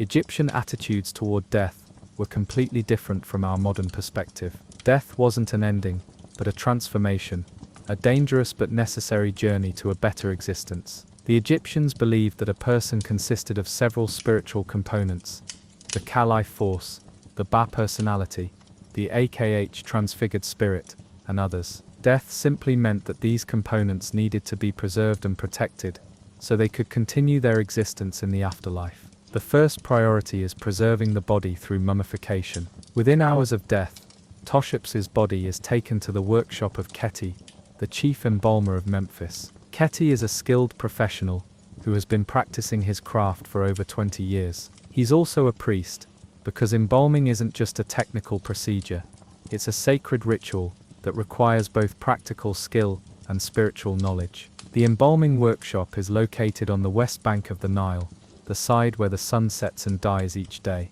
The building is simple but functional, with well-ventilated rooms, stone tables for working, and storage areas for the materials and tools of the trade. The smell is distinctive, a mixture of natron, resins and other chemicals that, while strong, isn't as unpleasant as you might expect. Keti begins the process by washing the body with palm wine and rinsing it with water from the Nile. This isn't just about cleanliness. It's a ritual purification that begins the transformation from mortal flesh to eternal vessel. The washing is accompanied by prayers and incantations that invoke the protection of the gods and prepare the deceased for their journey through the underworld. The first major step in mummification is the removal of the internal organs. Using a sharp bronze knife, Keti makes a small incision in the left side of the abdomen and carefully removes the stomach, liver, lungs, and intestines. These organs are vulnerable to decay, and their removal is essential for proper preservation. The process requires considerable skill and anatomical knowledge, as the organs must be removed without damaging the body's external appearance. The removed organs aren't discarded, they're preserved separately and placed in special containers called canopic jars. Each jar is protected by a different son of Horus. Imseti guards the liver, Duamutef protects the stomach, Hapi preserves the lungs, and Kubasinov watches over the intestines. These jars will be buried with the mummy, ensuring that the deceased has all their organs available for use in the afterlife. The brain is removed through the nose using a long bronze probe. This is a delicate procedure that requires considerable skill to avoid damaging the face. The Egyptians didn't understand the brain's importance to consciousness. They thought the heart was the center of thought and emotion, so the brain was usually discarded rather than preserved. It's one of the few aspects of Egyptian anatomy that they didn't fully understand. The heart, however, is left in the body. The Egyptians believed that the heart was the seat of intelligence, emotion, and moral judgment. In the afterlife, the heart would be weighed against the feather of Ma'at, the goddess of truth and justice. If the heart was heavier than the feather, meaning the person had led a sinful life, it would be devoured by Amit, the crocodile-headed devourer of the dead. If the heart balanced the feather, the person would be granted eternal life. After the organs are removed, the body is packed with natron, a naturally occurring salt that draws out moisture and prevents decay. The natron is both inside and outside the body, creating a dry environment that inhibits bacterial growth. The body is left in the natron for exactly 40 days, during which time it becomes completely dehydrated and preserved. While the body is being preserved, other preparations for the afterlife are underway. The family is commissioning a coffin, gathering burial goods, and preparing the tomb where Poshepses will spend eternity. These preparations are elaborate and expensive, reflecting the Egyptian belief that the afterlife would be similar to earthly life, requiring the same kinds of goods and comforts. The coffin maker is Amenhotep, a skilled craftsman who specializes in burial goods. He's creating a wooden coffin that will be painted with protective spells and decorated with images of the gods. The coffin isn't just a container, it's a magical object designed to protect the deceased during their journey through the underworld. Every detail has symbolic meaning, from the choice of wood to the colors used in painting. The coffin is made from imported cedar wood, which is expensive but necessary for its durability and resistance to insects. The wood is carefully selected and seasoned, then shaped using traditional carpentry techniques. The joints are precise and strong, designed to last for eternity. The craftsmanship is exceptional, reflecting the importance of the object and the skill of the craftsman. The decoration of the coffin is equally important. The exterior is painted with scenes from the Book of the Dead, showing the deceased's journey through the underworld and their eventual resurrection. The interior is decorated with images of the sky goddess Nut, who will embrace the deceased and guide them to rebirth. The hieroglyphic texts are protective spells that will help the deceased overcome the dangers of the afterlife. The burial goods being prepared are extensive and varied. There are shabti figures, small statues that will serve the deceased in the afterlife.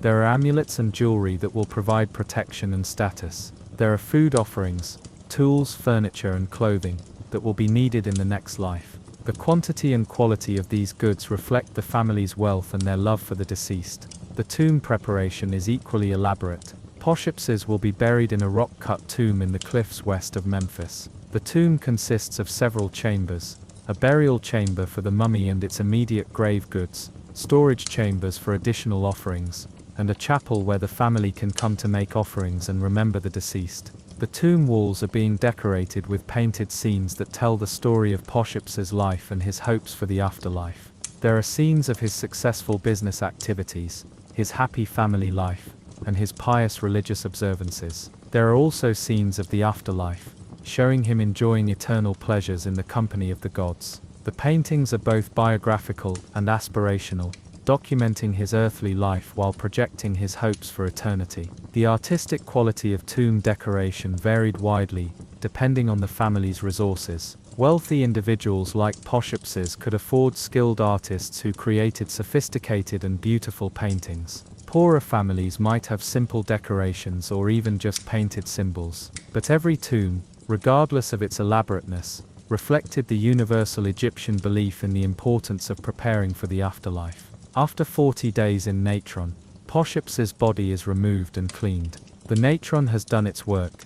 The body is completely dehydrated and preserved, with the skin darkened and toughened but still recognizable. The next step is to stuff the body with sawdust, linen and aromatic materials to restore its natural shape and appearance. The stuffing process requires considerable skill and artistry. The goal is to make the mummy look as much like the living person as possible, so that the Koshepli force will recognize and inhabit the body. The abdomen is filled with linen and sawdust. The chest is packed with aromatic materials, and the limbs are carefully shaped and positioned. The result is a body that looks almost alive, ready for its eternal journey. The wrapping process is the most complex and time-consuming part of mummification. The body is wrapped in hundreds of yards of linen bandages, each layer applied with specific techniques and accompanied by prayers and incantations. The wrapping isn't just about preservation, it's a magical process that transforms the dead body into a vessel for eternal life. The wrapping begins with the fingers and toes, which are wrapped individually to preserve their shape and function. The arms and legs are wrapped separately, then bound to the body. The head is wrapped last, with special attention paid to preserving the facial features. The entire process takes several days, and requires multiple skilled workers. Between the layers of wrapping, amulets and charms are placed at specific locations on the body. These magical objects provide protection during the journey through the underworld, and help ensure the deceased's resurrection. The most important amulet is the heart scarab, placed over the heart to ensure that it will testify favorably during the judgment of the dead. The final layer of wrapping is often a shroud, painted or decorated with religious scenes and texts. This outer covering is both protective and decorative, serving as a final layer of magical protection, while also displaying the deceased's piety and social status. The quality of the shroud varies with the family's resources, but even the simplest versions include some religious decoration. The completed mummy is placed in its coffin, which is then sealed with the family's seal. The sealing is both practical and magical. It prevents tampering with the body while also activating the magical protections built into the coffin. The sealed coffin is then transported to the tomb in a ceremonial procession that marks the beginning of the deceased's journey to the afterlife. The funeral procession is a community event that involves the entire neighborhood. The coffin is carried on a ceremonial boat even though the journey is overland, symbolizing the deceased's journey across the celestial waters to the afterlife. The procession includes professional mourners, musicians, and priests, all playing their roles in the elaborate ritual that ensures the deceased's safe passage to eternity. The mourners are particularly important in the funeral process. They're professional women who are skilled in the art of lamentation, expressing grief through stylized crying, wailing, and gestures. Their mourning isn't just emotional expression. It's a ritual requirement that helps the deceased's spirit separate from the world of the living and begin its journey to the afterlife. The burial ceremony itself takes place at the tomb entrance. The most important ritual is the opening of the mouth ceremony, performed by a priest using special tools to symbolically restore the deceased's ability to breathe, speak, and eat in the afterlife. This ceremony is essential for the deceased's resurrection. Without it, the mummy would remain a lifeless shell rather than a vessel for eternal life. The opening of the mouth ceremony involves touching the mummy's face with ritual tools while reciting specific spells. The priest touches the mouth, nose, eyes, and ears, symbolically restoring the deceased's senses and ability to function in the afterlife. The ceremony is complex and lengthy, requiring skilled priests who understand both the practical procedures and the spiritual significance of each action. After the ceremony, the mummy is placed in its burial chamber, along with the canopic jars containing the preserved organs. The burial goods are arranged around the mummy according to specific protocols, with food and drink offerings placed nearby for the deceased's immediate needs. The tomb is then sealed, marking the end of the earthly preparation and the beginning of the eternal journey. But the family's obligations don't end with the burial. The deceased will need regular offerings of food, drink, and incense to sustain their existence in the afterlife. The family is expected to visit the tomb regularly, bringing offerings and maintaining the burial site. This ongoing relationship between the living and the dead is a crucial aspect of Egyptian religious belief. The tomb chapel serves as the interface between the world of the living and the world of the dead. Here the family can communicate with the deceased, ask for their protection and guidance, and ensure their continued well-being in the afterlife. The chapel is decorated with images of the deceased enjoying eternal pleasures, but it also serves as a place where the living can maintain their connection with those who have passed on. The economic impact of Egyptian burial practices was enormous. The death of a wealthy individual, like pharaohs, generates work for dozens of skilled craftsmen, embalmers, coffin makers, artists, priests, and tomb builders. The funeral industry was a major part of the Egyptian economy, employing thousands of people and consuming vast resources. The elaborate preparations for the afterlife were both a religious obligation and an economic stimulus. The democratization of burial practices over time is fascinating to observe. In the early periods, elaborate mummification and burial were reserved for pharaohs and the highest nobility, but gradually, these practices became available to anyone who could afford them. By the time of the New Kingdom, even relatively modest families could afford basic mummification and burial, reflecting the spread of afterlife beliefs throughout Egyptian society. The techniques of mummification varied depending on the family's resources. The most elaborate process, used for pharaohs, involved complete organ removal, extended matron treatment, and careful wrapping with high-quality materials. Less expensive options included simpler preservation techniques, shorter processing times, and less elaborate wrapping. The cheapest mummification involved just cleaning the body and wrapping it in plain linen. The afterlife beliefs that motivated these elaborate preparations were complex and sophisticated. The Egyptians believed that death was just the beginning of a long journey through the underworld, filled with dangers and challenges that required proper preparation to overcome. The Book of the Dead provided a guidebook for this journey, with spells and instructions for navigating the various obstacles. The judgment of the dead was a central concern in Egyptian afterlife beliefs. The deceased would be brought before Osiris, the god of the underworld, where their heart would be weighed against the feather of Maat. This wasn't just a moral judgment, it was a test of the deceased's fitness for eternal life. Those who passed the test would be granted immortality, while those who failed would be destroyed forever.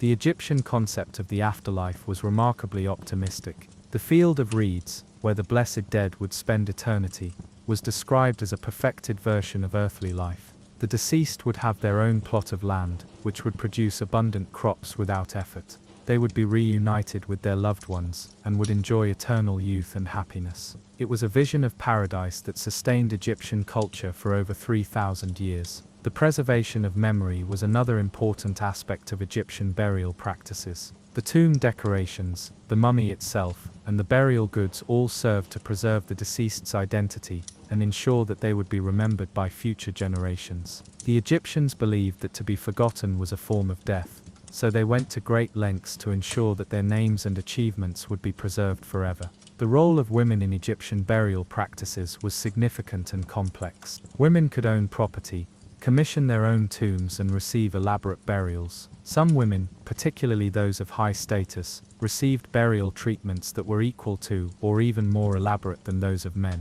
The afterlife was seen as a place where earthly inequalities would be corrected and where all souls would have equal access to eternal happiness. The social implications of burial practices were enormous. The elaborate preparations for the afterlife reinforced social hierarchies, while also providing hope for ordinary people. The wealthy could afford more elaborate burials, but even the poor could achieve some form of immortality through proper preparation. The burial industry created jobs and stimulated economic activity, while also reinforcing the religious beliefs that held Egyptian society together. As you observe the completion of Persheps's burial, you're struck by the profound human needs that these elaborate practices addressed. The fear of death, the desire for immortality, the need to maintain connections with loved ones, and the hope for a better existence after death are universal human concerns. The Egyptians created a system that addressed all of these needs through elaborate ritual, sophisticated technology, and profound spiritual beliefs. The evening brings a different perspective on death and burial. You visit the tomb of a poor family, where a simple burial is taking place. The body has been preserved with basic techniques, wrapped in plain linen, and placed in a simple wooden coffin. The tomb is a modest pit in the ground, with minimal decoration and few grave goods. But the family's grief is genuine, and their hope for the deceased's afterlife is just as strong as that of the wealthy. This simpler burial reminds you that the Egyptian concern with death and the afterlife wasn't just about wealth and status. It was about fundamental human needs and universal spiritual concerns. Rich or poor, all Egyptians believed in the possibility of eternal life and the importance of proper preparation for the journey to the afterlife. The elaborate burial practices were just the most visible expression of beliefs that permeated all levels of Egyptian society. As you prepare for sleep, you reflect on the day's experiences. The Egyptian approach to death and burial was both practical and spiritual, addressing the physical needs of preserving the body, while also meeting the emotional and spiritual needs of the living. The elaborate preparations for the afterlife reflected a profound optimism about the possibility of eternal life, and a deep commitment to maintaining connections between the living and the dead. Tomorrow will bring new insights into Egyptian life, new opportunities to understand this remarkable civilization. But for now, let the memory of Persheps's peaceful journey to eternity lull you into restful sleep, dreaming of a culture that faced death with courage and hope, that believed in the possibility of eternal life, and that created some of the most beautiful and moving art in human history in service of that belief. Egyptian musical instruments were remarkably sophisticated for their time. Alongside the simple reed flute, there were harps with multiple strings and resonating chambers, drums made from stretched animal hide over wooden frames, and sistrums, sacred rattles used in religious ceremonies. The Egyptians also developed early forms of trumpets, clarinets, and even primitive organs that used water pressure to produce sound. The harp was perhaps the most prestigious instrument in Egyptian society. The great temple harps could stand taller than a person, with dozens of strings tuned to specific scales. These instruments required years of training to master, and skilled harpists were highly valued members of temple staffs and royal courts. The smaller, portable harps were more common in households like khemwasets, where they accompanied songs and provided entertainment for family gatherings. As Amenemheb continues his flute melody, his sister Nefertiti joins in with a frame drum, adding a rhythmic heartbeat to the haunting tune. The drum is made from a wooden hoop with antelope hide stretched tightly across one side. She plays with both hands, creating complex rhythmic patterns that complement the flute's melody. The combination of wind and percussion creates a rich, layered sound that fills the courtyard with music. The musical scales used by the Egyptians were different from our modern Western scales, creating melodies that sound exotic and mysterious to modern ears. The music was often pentatonic, based on 5-note scales that produced haunting, otherworldly effects. The Egyptians understood the mathematical relationships between musical notes, and used these principles to create instruments that were perfectly tuned and harmonious. Music in ancient Egypt served multiple purposes beyond entertainment. It was an essential component of religious worship, with specific songs and rhythms associated with different gods and ceremonies. The morning temple service began with musicians playing hymns to awaken the gods, while evening services concluded with lullabies to help the deities rest. The music wasn't just accompaniment, it was believed to have magical power to communicate with the divine realm. The role of professional musicians in Egyptian society was complex and respected. Temple musicians were essentially priests who used music as their form of worship and service to the gods. They underwent extensive training, not just in musical technique, but also in religious ritual and ceremonial procedure. Royal musicians held positions of honor in the court, and were often wealthy and influential individuals. Female musicians were particularly important in Egyptian culture. Women served as singers, dancers and instrumentalists in both temple and secular settings. Some of the most skilled musicians were women, and they often held positions of authority in musical establishments. The goddess Hathor was the patron of music and dance, and her female priestesses were renowned for their musical abilities. Tonight's gathering in Khemwaset's courtyard represents the more informal side of Egyptian musical culture.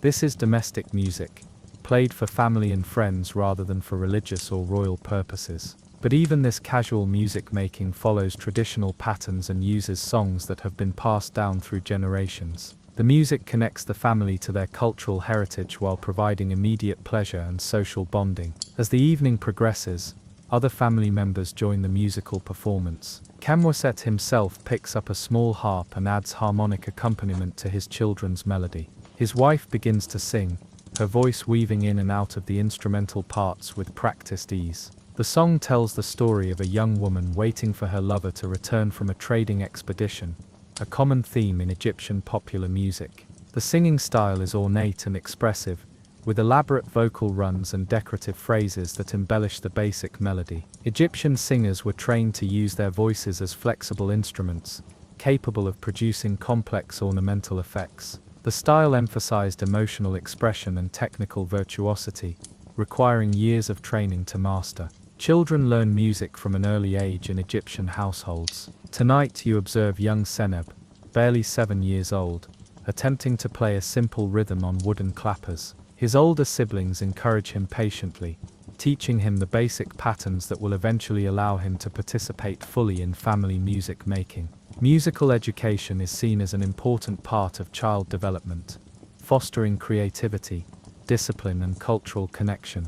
The social aspects of music making are just as important as the artistic ones. The family gathering around music creates bonds of affection and shared experience. The act of making music together requires cooperation, listening and mutual support. These skills transfer to other areas of life, making music an important tool for social cohesion and community building. As the musical performance continues, neighbors begin to gather in the courtyard. This is common in Egyptian neighborhoods, where music naturally draws people together. The informal concert becomes a community event, with various neighbors contributing their own musical talents. A skilled drummer from next door adds complex polyrhythms, while a woman known for her beautiful voice joins in the singing. The repertoire of Egyptian popular music was vast and varied, There were work songs that helped coordinate group labor, love songs that expressed romantic feelings, religious hymns that honored the gods, and narrative songs that told stories of heroes and adventures. Each type of music had its own characteristic rhythms, melodies, and performance styles, creating a rich musical landscape that reflected all aspects of Egyptian life. Dance was inseparable from music in ancient Egypt. As the musical performance in the courtyard intensifies, some of the younger people begin to move rhythmically to the music. Egyptian dance was highly sophisticated, with specific movements and gestures that had symbolic meaning. Dancers were trained professionals who understood not just physical technique, but also the spiritual and narrative content of their performances. The dance movements you observe are graceful and controlled, emphasizing fluid arm movements and subtle shifts of weight. Egyptian dance was more about expression and storytelling than athletic display. Dancers used their bodies to convey emotions, tell stories, and communicate with the divine realm. The best dancers were considered artists equal to musicians and singers. Religious dance was particularly important in Egyptian culture. Temple dancers performed sacred dances during religious ceremonies, their movements designed to honor the gods and facilitate communication between the human and divine realms. These dances were carefully choreographed and required years of training to master. The dancers were essentially priests who used movement as their form of worship. The costume and makeup of Egyptian dancers were elaborate and symbolic. Dancers wore flowing garments that enhanced their movements, jewelry that caught the light and created visual effects, and makeup that emphasized their facial expressions. The costumes weren't just decorative, they were integral to the dance performance, helping to create the magical atmosphere that made the dance effective. Professional entertainers in ancient Egypt formed a distinct social class. They traveled from town to town, performing at festivals, private parties, and religious celebrations. These entertainers were skilled in multiple arts: music, dance, storytelling, and often acrobatics or juggling. They were the keepers of popular culture, spreading songs and stories throughout the Egyptian world. The entertainment industry in ancient Egypt was surprisingly sophisticated. There were booking agents who arranged performances, talent scouts who recruited promising young performers, and training schools where aspiring entertainers learned their craft. The industry was regulated by the government, with licenses required for professional performance and standards maintained for quality and content. Tonight's informal gathering gives you a glimpse into the amateur side of Egyptian entertainment. These are ordinary people who have learned music and dance as part of their cultural heritage, not as professional skills, but their performances are still accomplished and moving, showing how deeply embedded artistic expression was in Egyptian society. The evening entertainment includes games and storytelling, as well as music and dance. Board games like Senet and Hounds and Jackals are popular pastimes that combine skill, strategy, and luck. These games weren't just entertainment, they often had religious significance, representing the soul's journey through the afterlife, or the cosmic struggle between order and chaos. Senet, the most popular Egyptian board game, is being played by two of the older men in the gathering. The game board has 30 squares arranged in 3 rows of 10, and the players move pieces according to the throw of sticks or dice. The game requires both strategy and luck, and skilled players are highly respected. The game has religious overtones, with some squares representing helpful gods and others representing dangers that must be avoided. The storytelling tradition in ancient Egypt was rich and varied. Professional storytellers traveled from town to town, sharing tales of adventure, romance, and divine intervention. Tonight, an elderly neighbor regales the gathering with the story of Sinua, a court official who fled Egypt and found adventure in foreign lands before eventually returning home. The story is told with dramatic gestures and vocal effects that bring the characters to life. Egyptian literature included many genres beyond traditional stories. There were love poems that expressed deep emotion in sophisticated language, wisdom literature that offered guidance for living, and adventure stories that took readers to exotic locations. The stories were often performed rather than simply read, with storytellers adding their own interpretations and embellishments. The role of humor in Egyptian entertainment was significant. The Egyptians loved jokes, puns, and satirical stories that poked fun at authority figures and social conventions. Tonight's gathering includes several humorous anecdotes about pompous officials and clever commoners, told with perfect timing and comic delivery. Laughter was seen as essential to mental health and social harmony. Children's entertainment was carefully considered in Egyptian culture. Tonight, you observe adults engaging children with finger games, simple songs, and stories designed specifically for young audiences. The entertainment is educational as well as fun, teaching children about Egyptian values, history, and social expectations, while keeping them engaged and happy. The toys and games available to Egyptian children were surprisingly sophisticated. There were dolls with movable limbs and realistic features, toy animals that moved when pulled, and miniature versions of adult tools and furniture. These toys weren't just for play, they were educational tools that helped children understand their future roles in society. Musical instruments designed specifically for children were common in Egyptian households. Small harps, simple flutes, and toy drums allowed children to participate in family music making from an early age. The instruments were carefully made and properly tuned, showing the importance placed on musical education for all members of society. The evening's entertainment also includes demonstrations of physical skills. A young man performs acrobatic tricks, showing remarkable flexibility and strength. Another neighbor demonstrates juggling, keeping multiple balls in the air while maintaining perfect rhythm. These skills were often part of professional entertainment, but many ordinary Egyptians developed them as hobbies. Athletic competitions were another form of entertainment in ancient Egypt. Wrestling, running, and swimming contests were popular, both as participant sports and as spectator events. Tonight's gathering includes an impromptu wrestling match between two young men, conducted with good humor and careful attention to safety. The competition is friendly but serious, with the winner gaining respect and admiration. The religious aspects of entertainment were never far from the surface in Egyptian culture. Many of the songs performed tonight have religious themes, and some of the dances include movements that honor specific gods. The entertainment serves both secular and sacred purposes, providing pleasure while also reinforcing religious beliefs and cultural values. Festivals were the grandest form of entertainment in ancient Egypt. These elaborate celebrations could last for days and included professional performers, elaborate decorations, and massive feasts. The festivals followed the religious calendar and marked important events in the agricultural cycle. There were times when the entire community came together to celebrate their shared culture and beliefs. The economics of entertainment in ancient Egypt were complex. Professional entertainers could earn good livings, but they were dependent on patronage from wealthy families and temple organizations. The entertainment industry provided employment for many people and contributed significantly to the Egyptian economy. Even tonight's informal gathering represents economic activity, as the family has provided food and drink for their guests. The social functions of entertainment extended beyond mere pleasure. Music, dance, and games helped maintain social bonds, transmit cultural values, and provide outlets for creative expression.